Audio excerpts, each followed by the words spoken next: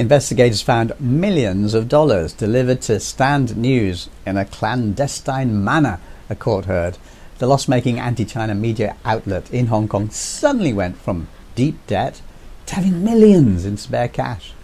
Now, that discovery revealed in court recently is an example of how China-hostile groups in Hong Kong acquired donations equivalent to tens of millions of US dollars between 2014 and 2020.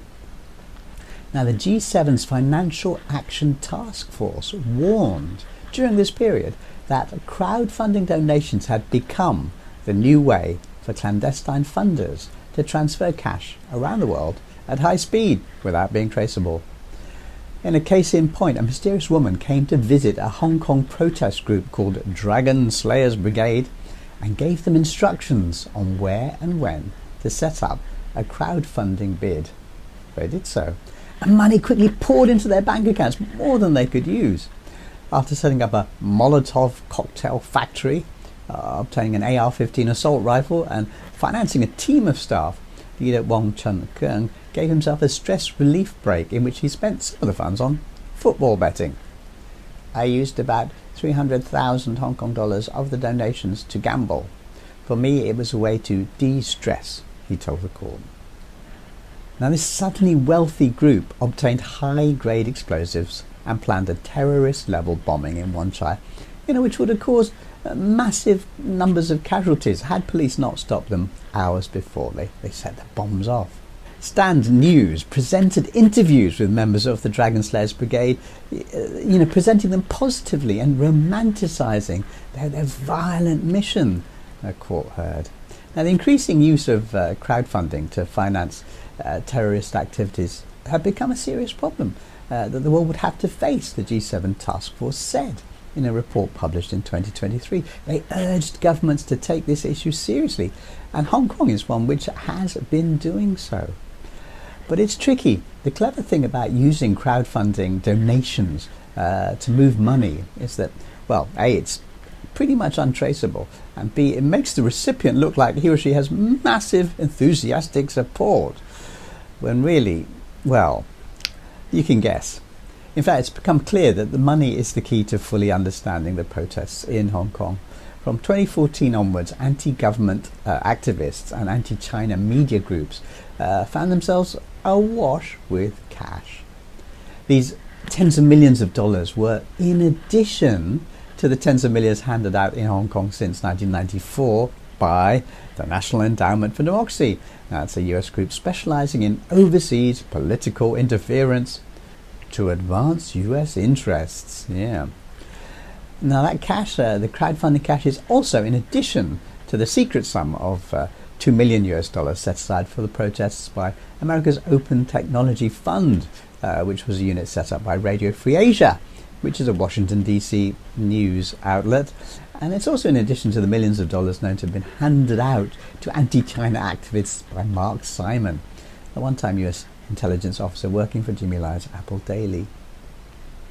While most crowdfunding activities are legitimate and harmless, there are examples in which large sums of money are moved in a highly charged political atmosphere, and they're suspect, particularly if the money arrives very quickly, investigators said. Example, Hong Kong journalists watched one anti-China group in Hong Kong obtain a large sum of cash at high speed using crowdfunding in August of 2019. A new GoFundMe campaign created yesterday has raised over $1.97 million in 2 hours this morning, amazed journalists at Hong Kong's Dim Sum Daily reported. This was extraordinary, not just because of the speed, but because the group was virtually unknown. It was called Freedom Hong Kong. It supported a gathering of protesters in Hong Kong under the slogan, Alliance of United States, United Kingdom and Hong Kong, sovereignty lies with the people. Now, this presented itself basically as Hong Kong people calling for Western nations to impose sanctions on their own community. This made no sense, but since the crowdfunding sites were in the US, police could not trace the origin of the funds, and Hong Kong journalists noted that Freedom Hong Kong was registered in the United States. Now, the donations money transfer technique can be traced back a decade. In 2014, an anti-China media group called House News, which failed to attract advertising and was losing $600,000 a month, closed down. But 6 months later, it relaunched itself as Stand News. It still had almost no advertising, but was suddenly cash-rich through donations. When the media outlet wiped its website and stopped posting material, investigators found a reserve cash amount containing 61 million Hong Kong dollars. That's about 8 million US dollars. That's rather a lot of spare cash for a non-profit website without a functioning business model. Similarly, Stand News' former partner, Apple Daily, was losing more than 1 million Hong Kong dollars a day, sometimes twice that, during much of that period. That means it was losing between 1 and 2 million US dollars a week, month after month, year after year. But it always had vast amounts of spare cash in its bank account from somewhere. Business reporters from other Hong Kong publications openly expressed puzzlement about where this all came from. We cannot help wonder if its existence were a powerful propaganda machinery, said business writers at Dim Sum Daily.